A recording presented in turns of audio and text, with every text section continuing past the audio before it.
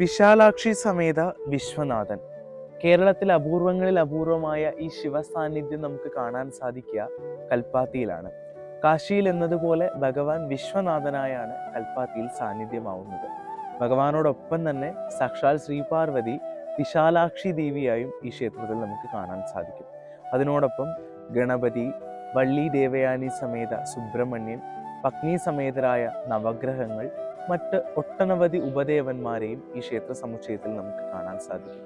അത്രമാത്രം സമ്പന്നമാണ് വിശാലാക്ഷി സമേത വിശ്വനാഥ സ്വാമി ക്ഷേത്രം. പണ്ട് ലക്ഷ്മി അമ്മാൾ എന്ന ബ്രാഹ്മണ സ്ത്രീ കാശിയിൽ നിന്നും മടങ്ങി വന്ന സമയത്ത് ഒരു ബാണലിംഗം കയ്യിൽ കരുതിയതായി പറയപ്പെടുന്നു.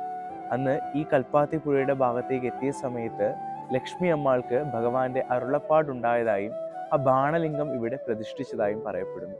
അന്നു മുതൽ കാശി വിശ്വനാഥൻ ഇവിടെ സാന്നിധ്യമാവുന്നു എന്നാണ് വിശ്വാസം. നിരവധിയായിട്ടുള്ള ഐതിഹ്യങ്ങൾ കൊണ്ടും ആചാര അനുഷ്ഠാനങ്ങൾ കൊണ്ടും സമ്പന്നമായ ഈ ക്ഷേത്രം കൽപ്പാത്തിയുടെ മുഖമായാണ് അറിയപ്പെടുന്നത്.